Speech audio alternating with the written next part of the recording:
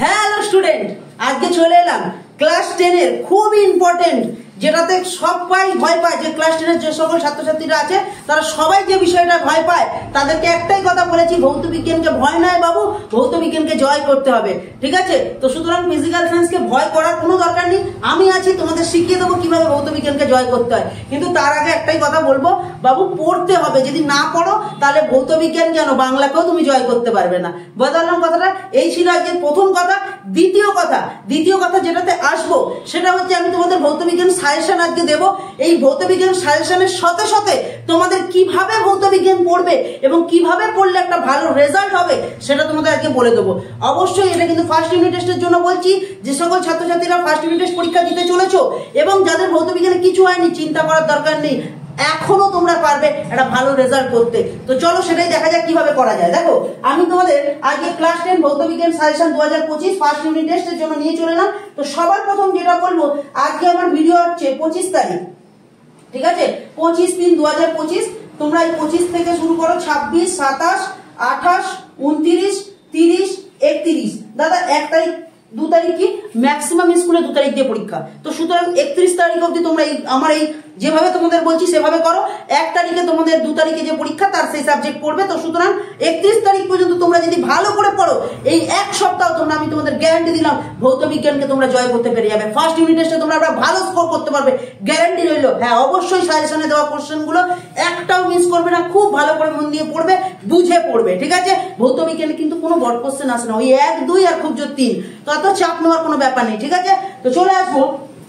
তোমরা সবার প্রথম তোমাদের যেটা বলবো, 25 তারিখ আর 26 তারিখ এই দুদিন যাদের আলো চ্যাপ্টারটা ফার্স্ট ইউনিট টেস্টে রয়েছে, আলো চ্যাপ্টারটা এই দুদিন পড়ে ফেলো। ঠিক আছে? আর যাদের আলো নেই, যাদের আলো আছে তারা এই দুদিন আলো করে নাও, আর যাদের আলো নেই তাদের উদ্দেশ্যে একটাই কথা বলবো, তোমরা এই আলো যাদের নেই তাদের উদ্দেশ্যে বলছি, কিন্তু তারা অবশ্যই আগে গ্যাসের আচরণটা করো, বাবু। এই গ্যাসের আচরণটা কিন্তু একটা বেস্ট ভালো একটা নাম্বার উঠবে এবং একটা ভালো চ্যাপ্টার। তাই জন্য বলবো সবার প্রথম গ্যাসের আচরণ করো, দেন তোমরা কি করো, যাদের আলো আছে প্রথম দুদিন আলো করো, আর যাদের গ্যাসের আচরণ আছে তারা প্রথম দিন গ্যাসের আচরণ, দ্বিতীয় দিন তোমরা একটা কাজ করে আসো, দ্বিতীয় দিন চলে আসো তাপ চ্যাপ্টারটায় চলে আসো। ঠিক আছে? এবং তৃতীয় দিন এই দেখো, যাদের আলো আছে তাদেরটা আমি একটু বাদে বলছি, আর বাদ বাকিদের আগে বলছি। অনেক স্কুলে আলো রয়েছে, অনেক স্কুলে আলো নেই, যাই হোক, যাদের আছে তাদেরটা পরে বলছি, আর যাদের নেই তাদেরটা আগে বলছি। গ্যাসের আচরণ প্রথম দিন, দ্বিতীয় দিন তাপ করে ফেলো, তৃতীয় দিন 27 তারিখ তোমরা 27 তারিখ করে ফেলো তোমার থার্ড চ্যাপ্টারটা, যেটা রাসায়নিক তোমার সমীকরণের চ্যাপ্টারটা আছে, রাসায়নিক সমীকরণের যে চ্যাপ্টারটা আছে ওইটা থার্ড চ্যাপ্টারটা ওটা শেষ করে ফেলো। তাহলে কি বললাম, 25 তারিখ গ্যাসের আচরণ শেষ করে দাও, 26 তারিখ তাপ শেষ করে দাও, 27 তারিখ থার্ড চ্যাপ্টারটা শেষ করে দাও, যেটা রাসায়নিক সমীকরণ বলে যে চ্যাপ্টারটা রয়েছে। ঠিক আছে? এবং এটা হয়ে গেল কত, 27 তারিখ। এবং 28 তারিখ তোমরা যেটা করবে, বারবার বলছি, 28 তারিখ তোমরা কিন্তু 8.1 যেটা তোমাদের পর্যায় সারণী আছে, বারবার বলছি, যেটা তোমাদের পর্যায় সারণী আছে ওই চ্যাপ্টারটা আগে করো। বুঝতে পারলাম? তাহলে আমি কি বললাম, 25 তারিখ গ্যাসের আচরণ, 26 তারিখ তাপ, 27 তারিখ থার্ড চ্যাপ্টার যেটা রাসায়নিক বিক্রিয়া রয়েছে যে চ্যাপ্টারটা, তারপর 28 তারিখ পর্যায় সারণী, 29 তারিখ 8.2 শেষ করো। ঠিক আছে? 8.2 শেষ করো, মানে যেটা হচ্ছে আয়নীয় সমযোজী বন্ধন যে চ্যাপ্টারটা। দেন তোমরা 30 তারিখে এসে 1 নম্বর চ্যাপ্টারটা করো। কেন? ম্যাক্সিমাম ছেলেপুলের 1 নম্বর চ্যাপ্টার ভালো মতো হয়ে গেছে, তাই জন্য সবার লাস্টে আমি 1 নম্বর চ্যাপ্টারটাকে রাখলাম। বুঝতে পারলাম? আর এই 31 তারিখ এইটার অল যতগুলো আছে সবগুলো একবার রিভাইজ দিয়ে নাও, অনুশীলনীগুলো শেষ করে নাও, খুব ভালো করে পড়ো, আশা করি তোমাদের রেজাল্ট ভালো হবে। তো কিভাবে পড়তে হবে সেটা বলে দিলাম। এরপরে চলে আসবো, যাদের আলো আছে তারা প্রথম দুদিন আলো পড়ো। আলো একদিনে হয় না, যে বলে একদিনে হয়ে যায়, হয় না বাবু, আমি জানি এটা বিশাল বড় চ্যাপ্টার, হিউজ কোশ্চেন আছে। তো সুতরাং আলোটা দুদিন পড়ো, দেন তোমরা গ্যাসের আচরণ করো। দেন তোমরা কি করবে, গ্যাসের আচরণ, যেটা সেকেন্ড চ্যাপ্টার, গ্যাসের আচরণ। ঠিক আছে? তো গ্যাসের আচরণ হয়ে গেল। গ্যাসের আচরণের পরেই তোমরা যেটা করবে সেটা হচ্ছে তাপ চ্যাপ্টারটা করবে। তাপ, গ্যাসের আচরণ হয়ে গেলেই তাপ করবে। দেন তোমরা চলে আসবে কি থার্ড চ্যাপ্টার যেটা রাসায়নিক সমীকরণ আছে, তারপরে চলে আসবে 8.1টা একদিন পড়বে, 8.2টা একদিন পড়বে। আর তোমাদের সব থেকে বেস্ট যেটা বলবো, যার সাথে আমি ফার্স্ট চ্যাপ্টারটাকে ঢোকাবো, সেটা হচ্ছে তোমাদের সব থেকে বেস্ট 9 তাপ আর 9 থার্ড চ্যাপ্টার। এই দুটোর মধ্যে যে কোনো একদিন এই দুটোর মধ্যে যে কোনো একদিন তুমি কি করবে, ফার্স্ট চ্যাপ্টারটাকে ওর সাথে অ্যাড করে দেবে। বা এরকম হতে পারে তাপ কিছুটা পড়ে কিছুটা ফার্স্ট চ্যাপ্টার, আবার থার্ড চ্যাপ্টারটা কিছুটা করে ফার্স্ট চ্যাপ্টার, এইভাবে তোমরা তোমাদের সিলেবাস শেষ করতে পারো।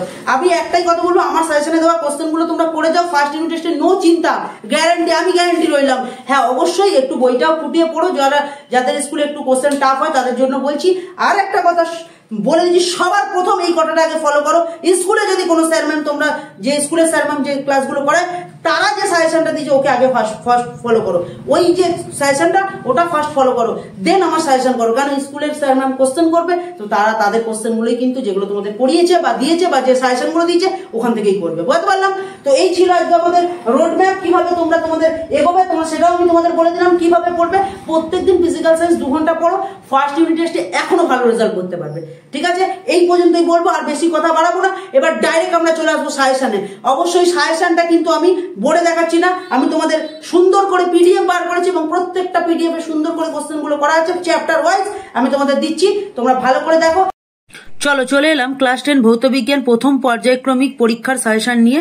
তো প্রথম যে চ্যাপ্টারটা তোমাদের থাকবে সেটা হচ্ছে পরিবেশের জন্য ভাবনা। তো প্রথম প্রশ্ন, উষ্ণতার তারতম্য অনুসারে বায়ুমণ্ডলের স্তরগুলিকে কয়টি ভাগে ভাগ করা যায় ও কি কি তার সংক্ষিপ্ত বর্ণনা দাও। দেখো এখান থেকে এই কোশ্চেনটা এইভাবে না এসেও যে কোনো একটা স্তর থেকে ছোট কোনো প্রশ্ন আসতে পারে বা যে কোনো একটা স্তর নিয়ে তোমাদের বলতে পারে, জিজ্ঞেস করতে পারে। ঠিক আছে, তো দ্বিতীয় কোশ্চেনে চলে আসবো, ওজোন স্তর সৃষ্টির কারণগুলি লেখো। তৃতীয় কোশ্চেনে চলে আসবো, ওজোন স্তর ধ্বংসের কারণগুলি লেখো। দুটোর মধ্যে একটা আসবে।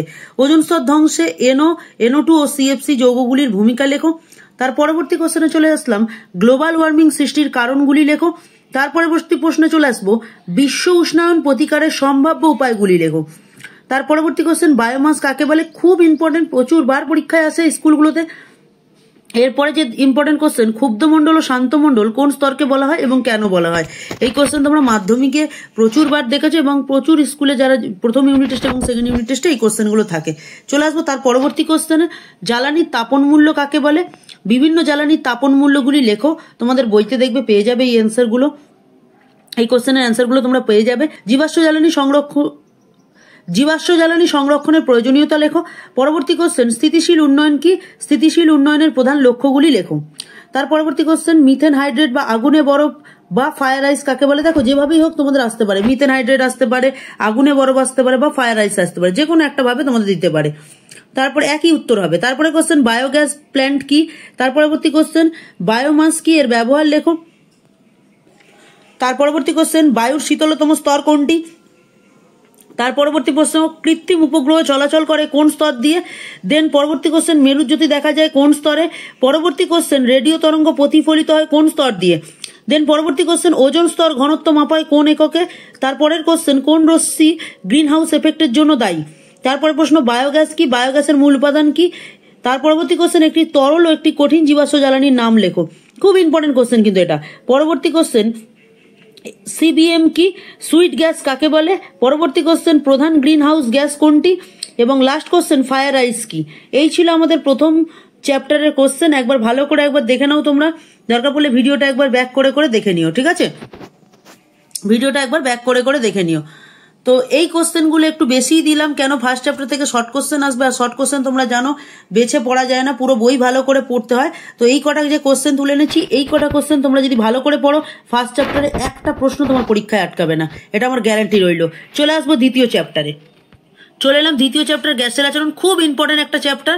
প্রথম প্রশ্ন, চার্লসের সূত্র, বয়েলের সূত্রের সংজ্ঞা, গাণিতিক রূপ, লেখচিত্র, গাণিতিক সূত্রগুলি লেখো। পরবর্তী কোশ্চেন, বয়েল ও চার্লসের সমন্বয় সূত্রটি লেখো। তার পরবর্তী প্রশ্ন, পরম শূন্য উষ্ণতা বলতে কি বোঝো। সার্বজনীন গ্যাস ধ্রুবক কাকে বলে, একে সার্বজনীন গ্যাস ধ্রুবক বলা হয়, এর কারণ বলার কারণ কি। চলে আসবো তারপরটা, অ্যাভোগাড্রোর সূত্রটি লেখো এবং অ্যাভোগাড্রোর সংখ্যা কি। তারপরেরটা, গেলুসাকের গ্যাস আয়তন সূত্রটি লেখো এবং ব্যাখ্যা করো। এখানে লুসাক গেলুসাকের হবে, দন্তেশ হবে। তার পরবর্তী কোশ্চেন, গ্যাস গ্রাম আণবিক আয়তনের সংজ্ঞা দাও। দেন পরবর্তী কোশ্চেন, PV = nRT সমীকরণটি প্রতিষ্ঠা করো। দেন পরবর্তী কোশ্চেন, আদর্শ গ্যাসের অবস্থার সমীকরণটি প্রতিষ্ঠা করো। দেন পরবর্তী কোশ্চেন, কোন মৌলের পারমাণবিক ভর এবং আণবিক ভর একই হতে পারে কি। এখানে ভর হবে কিন্তু, ঠিক আছে। এখানে কোশ্চেনটা যেটা রয়েছে তোমাদের, এখানে কিন্তু কোশ্চেনটা অ্যান্সার হবে ভর। ঠিক আছে, একটু ভালো করে দেখে নেবে। প্রিন্টিং মিস্টেক আছে, এটা ভর। তাহলে কি বললাম, কোন মৌলের পারমাণবিক ভর আণবিক ভর একই হতে পারে কি, ব্যাখ্যা করো। শুষ্ক বায়ু অপেক্ষা আর্দ্র বায়ু লঘু হওয়ার কারণ, শুষ্ক বায়ু অপেক্ষা আর্দ্র বায়ু লঘু হওয়ার কারণ। তার পরবর্তী প্রশ্ন, মাত্রিক বিশ্লেষণের সাহায্যে আর এর একক নির্ণয়। পরবর্তী কোশ্চেন, লিটার অ্যাটমসফিয়ারের সাহায্যে আর এর মান নির্ণয় করো এবং সিজিএসএসআই পদ্ধতিতে এর মান কত।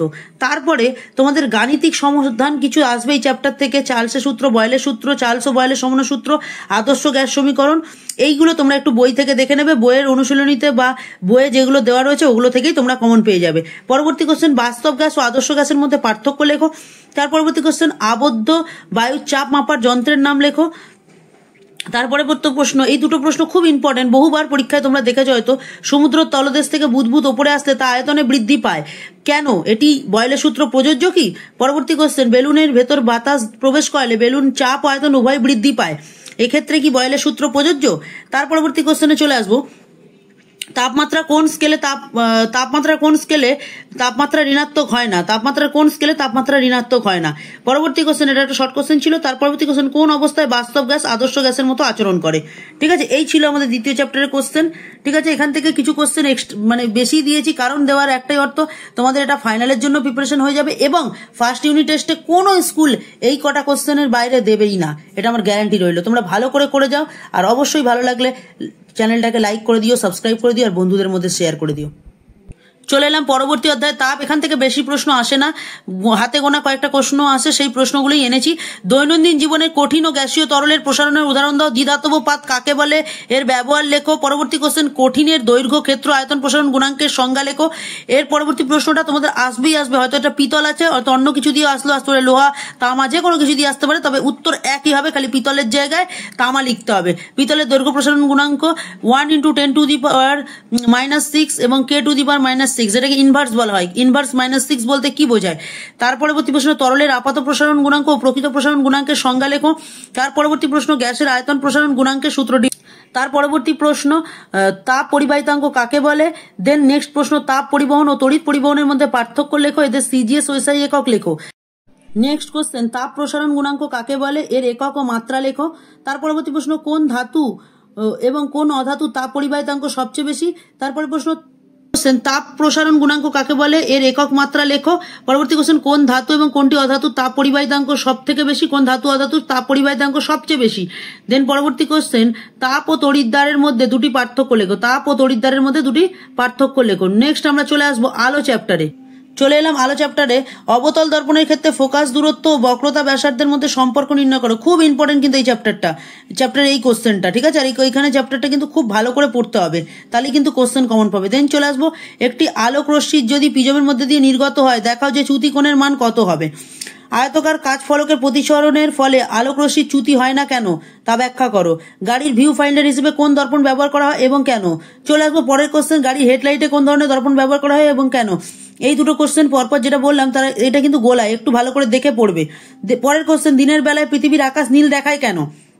নেক্সট প্রশ্ন, অবতল দর্পণে বক্রতা কেন্দ্র এবং ফোকাসের মধ্যে, এটা ফোকাস হবে, ফোকাসের মধ্যে বস্তু রাখলে বস্তুটির যে প্রতিবিম্ব তৈরি হয় তার বৈশিষ্ট্য লেখো। দেন নেক্সট কোশ্চেন, লেন্সের আলোক কেন্দ্র বলতে কি বোঝো। তার পরবর্তী কোশ্চেন, আলোর প্রতিসরণের দুটি সূত্র লেখো। তার পরবর্তী কোশ্চেন, এটা খুব ইম্পর্টেন্ট, দীর্ঘ দৃষ্টি ও হ্রস্ব দৃষ্টি কি, এর প্রতিকারের উপায় লেখো। মানে দূরের দৃষ্টি এবং কাছের দৃষ্টির যে সমস্যা হয় তার সমাধানটা জানতে চেয়েছে। দেন নেক্সট কোশ্চেন চলে এলাম, আয়নীয় সমযোজী বন্ধন, তড়িৎযোজ্যতার সংজ্ঞা লেখো। নেক্সট কোশ্চেন, তড়িৎযোজী বন্ধন ও আয়নীয় বন্ধনের সংজ্ঞা লেখো। নেক্সট কোশ্চেন, আয়নীয় যৌগগুলির ধর্ম লেখো। নেক্সট কোশ্চেন, সমযোজী যৌগগুলির ধর্ম লেখো। তার পরবর্তী কোশ্চেন, আয়নীয় ও সমযোজী যৌগের মধ্যে পার্থক্য লেখো।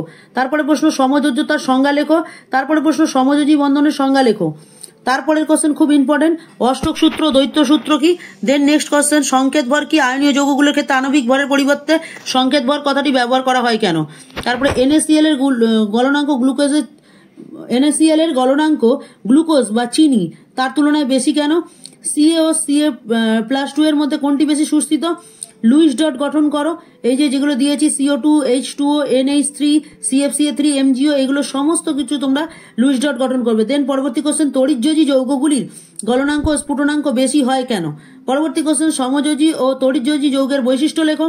দৈনন্দিন জীবনে ব্যবহৃত সমযোজী ও তরিযোজী পদার্থের উদাহরণ দাও।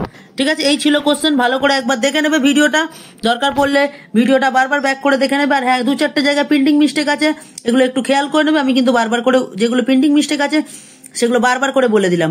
ঠিক আছে, আজকে এই পর্যন্ত। ঠিক আছে, চলো আশা করি পুরো ভিডিওটা সবাই দেখেছো।